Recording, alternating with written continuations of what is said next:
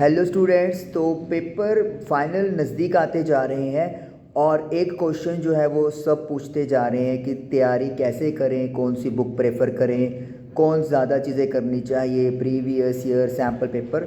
तो सिंपल सी बात है, मैथ और साइंस की प्रिपरेशन के लिए तो आप अगर अपनी एनसीईआरटी और एनसीईआरटी एग्जाम्पलर दोनों बुक्स अच्छे तरीके से कर लेंगे तो ये मोर देन इनफ है। 80 में से 80 आने का फुल लॉन्च चांस है अगर आपने प्रॉपरली दोनों बुक्स हैंडल कर ली। प्रॉपरली मतलब कंसेप्चुअल वाइज प्रॉपर तरीके से। उसके बाद प्रीवियस ईयर क्वेश्चन पेपर देखना क्यों ज़रूरी है, ज़्यादा नहीं देखें, 2 या 3 क्वेश्चन पेपर देख लें ताकि आपको इस बात की तसल्ली हो जाए कि सच में जो एग्ज़ाम आता है, जो पेपर आता है वो एनसीईआरटी और एनसीईआरटी एग्जाम्पलर से ही आता है। ये सिर्फ आपकी तसल्ली के लिए है और थोड़ा आपको आइडिया भी लग जाएगा कि प्रॉपर पेपर जो है उसमें क्वेश्चनिंग कैसे पुटअप की जाती है।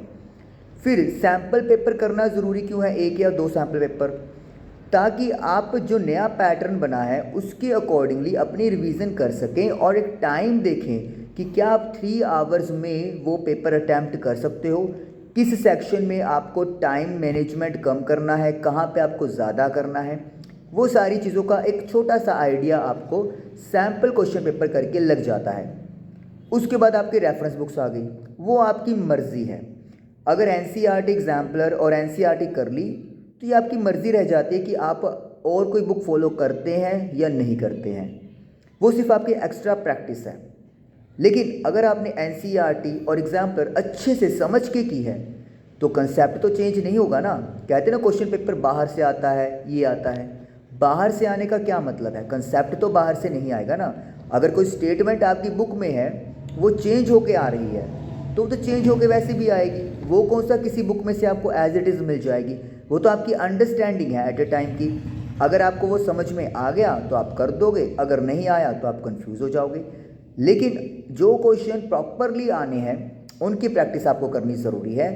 तो इसीलिए जो कंसेप्ट एनसीईआरटी और एग्जाम्पलर में दे दिया है वही कंसेप्ट आपको पेपर में आएगा, बाहर कुछ नहीं आएगा। और चलो मान भी लेते हैं बाहर से आएगा, कितने नंबर का बाहर से आ जाएगा, 5 मार्क्स का, 10 मार्क्स का। मान लो 80 में से 70 मार्क्स का भी एनसीईआरटी बेस्ड आ रहा है तो 70 मार्क्स तो अपने पक्के करिए।